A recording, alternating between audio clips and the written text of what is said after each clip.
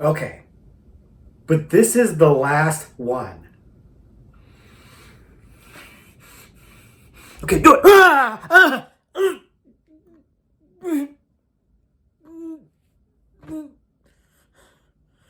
I'm feeling a little woozy here.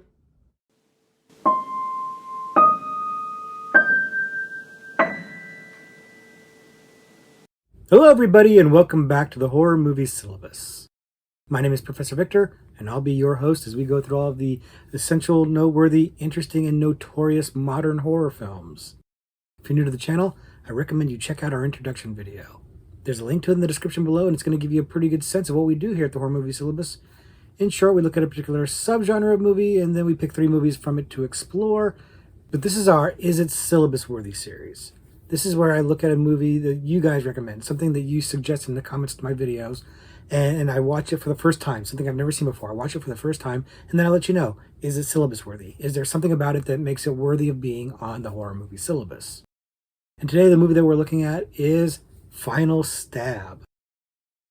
And Final Stab was recommended to us by Just Your Average Geek 548, and they have recommended a whole bunch of movies on our 90s Scream knockoff video. Ostensibly other movies that were kind of like 90s knockoffs of the movie Scream, and this was one of the ones on that list. So that's really all I knew about it going into the movie, was that it was a Scream knockoff, a 90s Scream knockoff.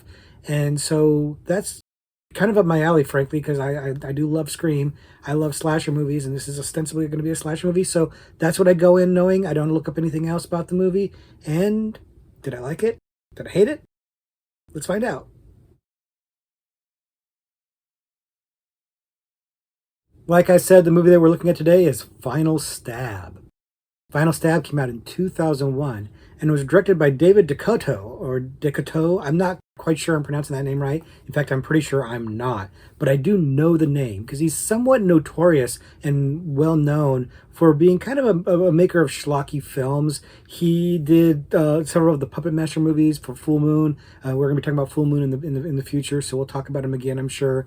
He did the Brotherhood series, if you've seen that. And so he's known kind of for, well, he's a gay filmmaker, and he's known for putting lots of attractive men in his movies, and kind of, gay-friendly movies, horror movies, if you will. So that is what he's kind of known for. And honestly, that's on display here too, but we're going to get into that in just a second.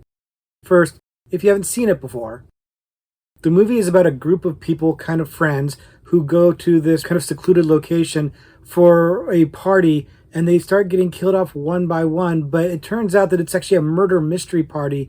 But the woman throwing this murder mystery party did not tell her sister, because she and her sister have some problems, and she's trying to prank her, trick her, and maybe get revenge on her for something in the past. But then the kills start winding up to be real, and that's where the hijinks abound. And we're going to go ahead and stop there so as to not spoil the movie for anybody. And this movie is very clearly a Scream knockoff, but as you might have been able to deduce from the description I just gave of it, it's also kind of an April Fool's Day knockoff. Now, we've talked about April Fool's Day on the channel, and if you've seen it, you know the twist on it, and I don't want to spoil that here, but this movie is kind of like the inverse of that in a way. But the whole idea of there being like prank murders is something that is very prevalent and prominent in the plot of this movie, but the movie is still also doing kind of the self-referential horror thing that Scream popularized just a few years before this movie came out. In that manner, it's very much a blatant attempt to knock off Scream, right? You've got a group of very attractive people talking about horror movies like Friday the 13th and stuff like that, and being very, horror aware, cognizant that of the tropes of a horror movie.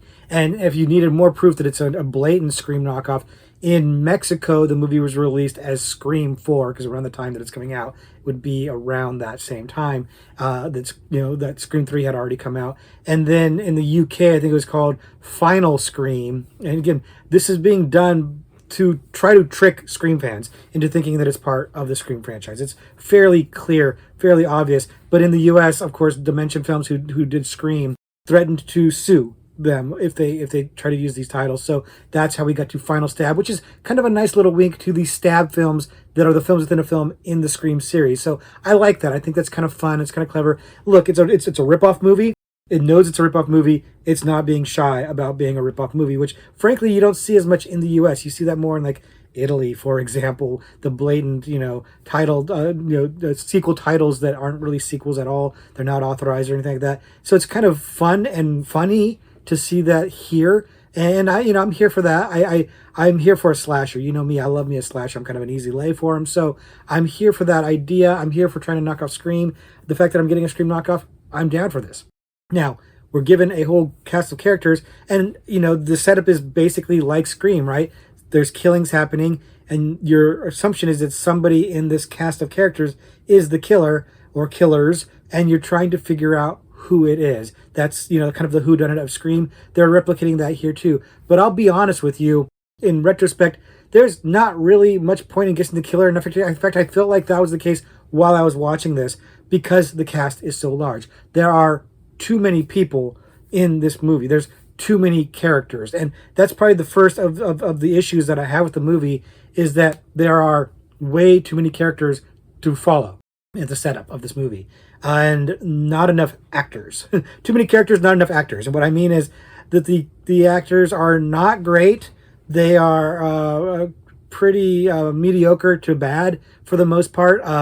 The main woman, the main protagonist, is the sister who's being revenged upon or whatever, is probably the worst of the bunch, and I kind of hate to call her out. Her name is Melissa Renee Martin. I'm calling her out anyways, apparently, but she is maybe the worst in the group. And the reason why I'm kind of making a deal out of that is because she is your main protagonist, and she's very flat, and it's tough because they've kind of built the movie around her character, and even though it's kind of set up as an ensemble, she really is like the main character, and she's not carrying the weight. But more importantly, the one actor that I think really is pretty good is Erin Hayes. Erin Hayes plays her sister, the kind of mean one that has set up this murder mystery party to trick her sister and kind of prank her or whatever.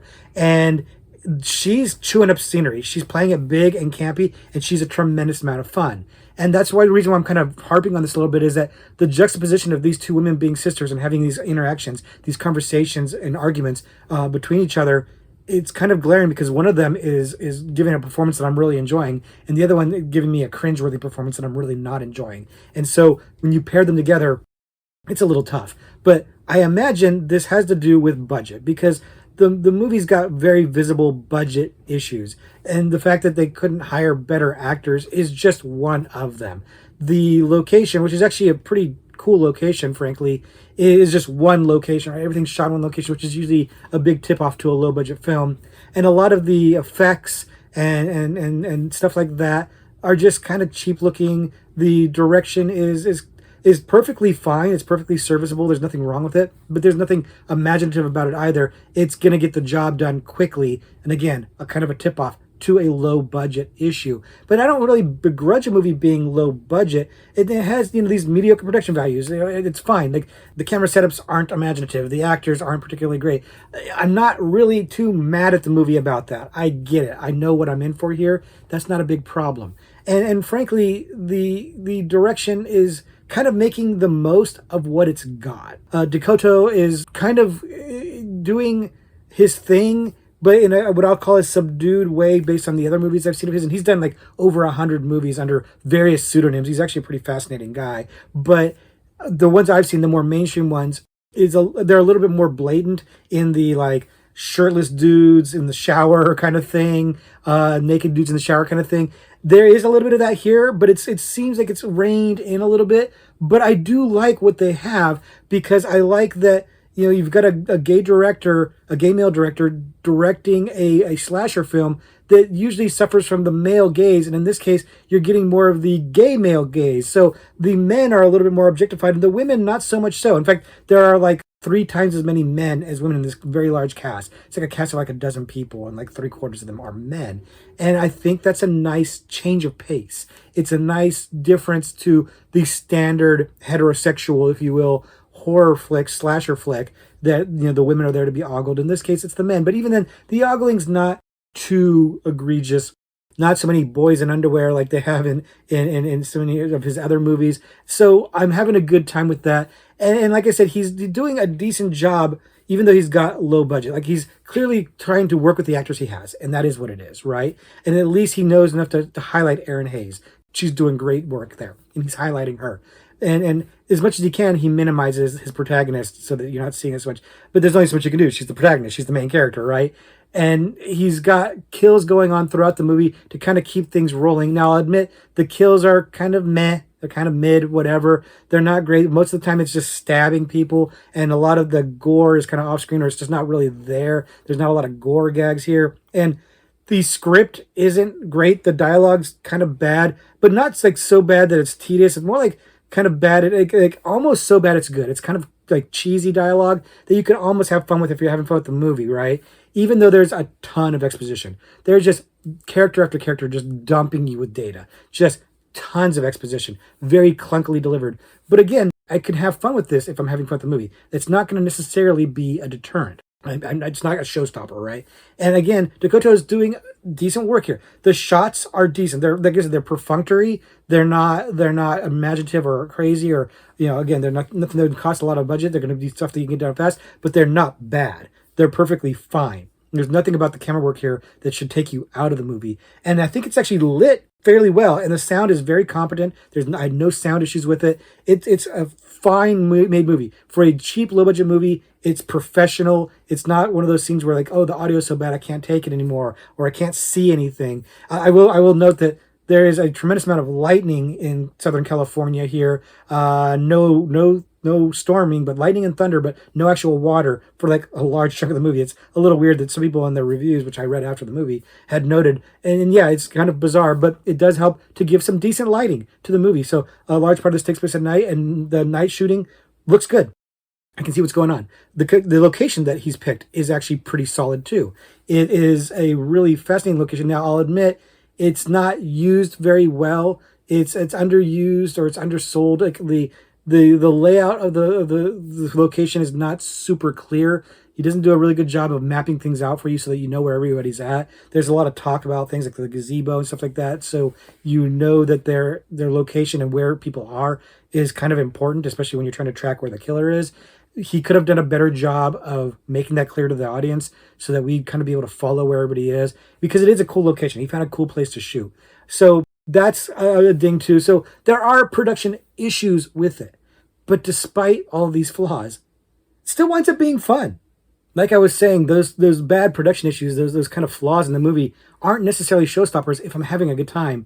And I was having a good time. Now, it took a minute to get there. Like, the movie starts out a little rough. It starts a little slow, and you're just being introduced to so many people, and just like, I can't follow who's who in this movie. It's a bunch of very attractive men. Dakota has a type, and it's hard to follow what's going on. But after a little while, you start to get the swing of what's going on. You start to get the swing of who's important and who you can kind of not worry about so much. And you start to kind of get into the vibe of things. And again, the kills are happening, and it's go a pretty good pace. So once it gets rolling, the movie starts to cook for me. I'm starting to really get into it. The jokes that aren't great, admittedly, start to land. Like the meta stuff, like the Friday the 13th references and stuff like that, early on, just feel really shoehorned in, really forced, just really trying hard to be like Scream, like people talking about horror movies and stuff like that. But towards the end of the movie, as the movie goes on, they started to work for me better. They started to feel a little bit more natural and make a little more sense. Erin Hayes talking about horror movies really worked for me. That started to make more sense. And so I'm starting to have a better time as it goes on. And there are, like I said, these kills that are kind of basic. There's not a lot of gore. A lot of people get killed the same way. They get stabbed or whatever. But I'll be honest, from a plot standpoint, it actually makes sense. Like in a Friday the 13th movie or something like that, all the kills being a little different and imaginative and Jason using different weapons and stuff like that is fun. It's why you're there. And in this movie, a lot of the people are getting killed the same way. And not that you want realism or verisimilitude in this movie necessarily, but it is accurate. If the story is what it is, and I don't want to spoil it, of course, that makes sense that the kills are kind of just happening in the same way with the same weapon. And this may not be imaginative, but it is logical. And so I'm going to forgive that. The killer's wearing a mask, of course, 'cause it's a slasher movie. And the mask is good. I actually liked the mask quite a bit.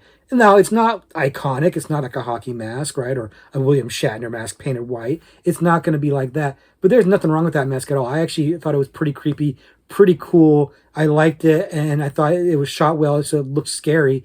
I was down with the mask. I really like that. And this third act, where things are really happening, a few people have been killed, and things are really picking up. The story's starting to really kind of narrow down or dovetail into the resolution. It's giving me what I was looking for. It's fun. This is what I was hoping for and expecting for in a Scream knockoff. It's not great. It's not amazing. It's not going to reinvent the wheel or anything like that. It's not going to knock your socks off, but I'm having a good time. If you like a slasher movie, now this is delivering. Now, again, it takes a little while to get there. Like the first act, a little bit rough. The second act, I started to feel what was going on a little bit. And by the third act, I'm having a really good time. I kind of wish that I would have felt that way earlier in the movie, to be honest with you, but it's giving me what I was looking for. I'm with this movie. I'm having fun. So all of these things that are wrong with it, I'm not sweating them so much because I'm having a good time. But am I having a good enough time to say that it's syllabus worthy? Let's find out. So, is Final Stab syllabus worthy? Nah, no, it's not. Look, I had a lot of fun with this movie. I really did have a good time with this. But even though I can kind of let these production issues and low budget issues and bad acting slide because I'm having fun, I can't really let it slide for the syllabus, right? It's not a very good movie. It's a fun movie. If you like slasher movies, and I do, I think you're going to have fun with this. But it's not. It's objectively not a good movie. The acting in particular is pretty rough. Like most of the actors are mediocre to bad, and only Erin Hayes is what I'd call good. And even she's overacting and being very like over the top and big, but it works for the tone of the movie. So I had a lot of fun with her. Everybody else is, some of them are maybe okay and serviceable. And like I said, the lead is really rough for me. So the acting was holding it back. The production issues, the flaws in it that I mentioned earlier, were holding it back from being a real true contender for the syllabus.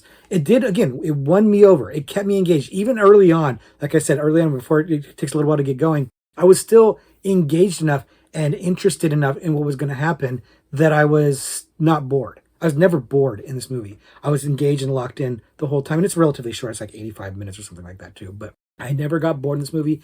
And I really enjoyed the ending. The third act really picks up, and I like the resolution. I like where it went on that. I had a good time with that. There's a little bit of ambiguity to the ending that I don't want to go into because I don't want to spoil the ending, of course, but I liked that ambiguity. I thought it was like a kind of a fun little twist or stinger to end the movie on that really worked for me. And it kind of aligned with thoughts that I was having throughout the movie. Again, I said it wasn't really making much sense to try to guess the killer, but you can't help it. And I'm not sure if it's easy or not. I'd say maybe it's a little easy to guess the killer, but then maybe it's not. I don't know. It doesn't really matter, to be honest with you.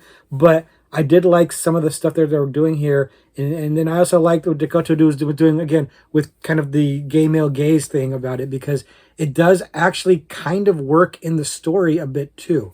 You know, you've got a lot of actors that, you know, kind of supposed to be playing straight, probably aren't, but there's some aspect of that that actually works for the plot too. So I liked that aspect of it as well. But it's not a great movie, and it doesn't have any true pedigree or anything like that. It doesn't even have a Wikipedia page. Like afterwards, I start researching the movie for the video, and there's not even a Wikipedia page. There's the IMDb, but like I didn't have a lot of information on this one because there's not a lot of information to go around. It doesn't really have that much of an imprint, or any kind of mark on horror as a genre.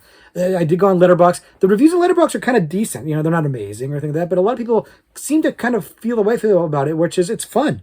It's not good, but it's fun. It's a good time. It's a decent time. So like the reviews, other people seem to feel the same way I feel about this. And I mean, is that good enough to be on the horror movie list? No, of course not.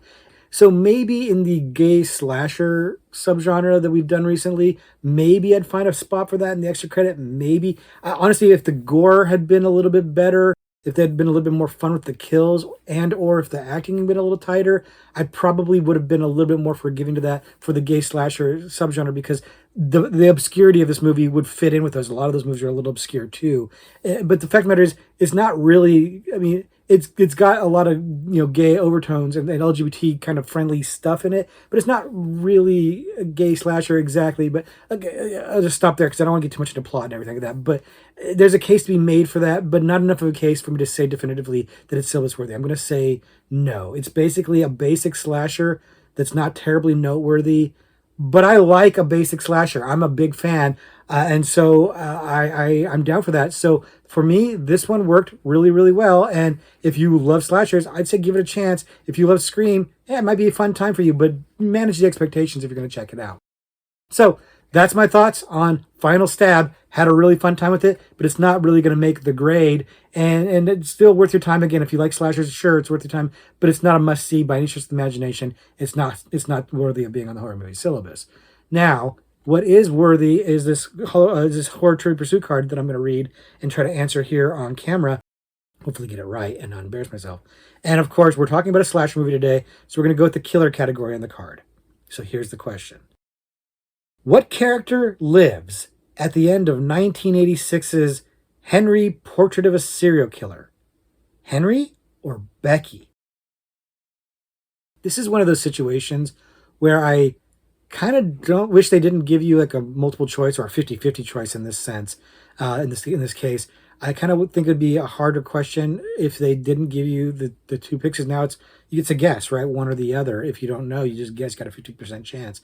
But I do think that if they didn't give you the answer, the two suggested answers, that you might not really understand the question. The question is not written very well. It had to be rewritten to make it a little bit easier to understand what the answer should be. So I guess there's that.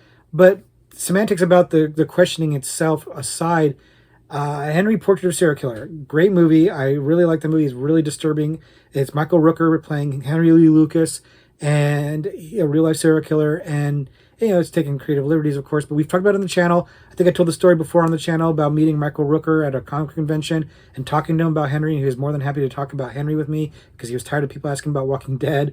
And he's a super nice guy, by the way, very different than what he portrays in the movie, at least in that interaction I had with him. He was very, very friendly, very fun time. But the movie is dark and chilling. And if you've seen it, you probably know the answer to this. Again, it's 50-50 chance. Even if you haven't seen it, again, 50-50 chance. And you could use a little bit of deductive reasoning to figure this out if you wanted to. But I'm going to stop prattling on and lock in my answer. You're going to lock in yours as well. Ready? Locked in? Okay?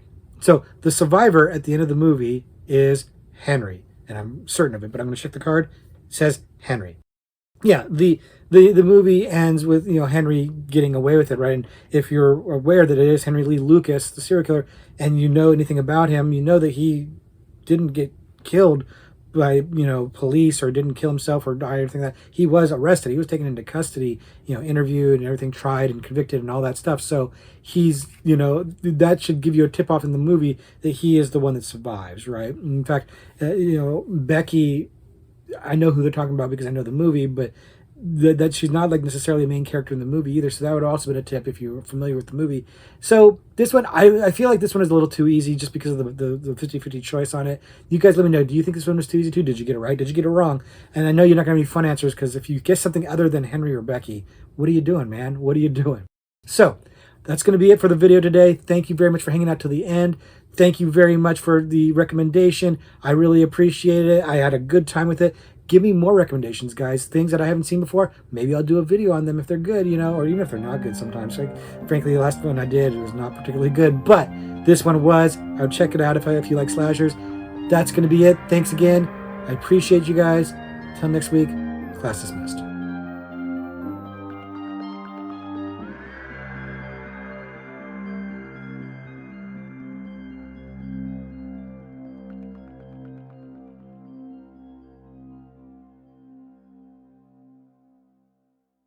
Yeah. Want to give it a shot?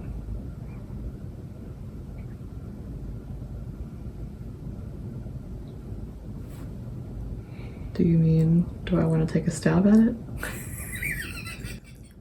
It was a missed opportunity. Yes, that's exactly what I mean.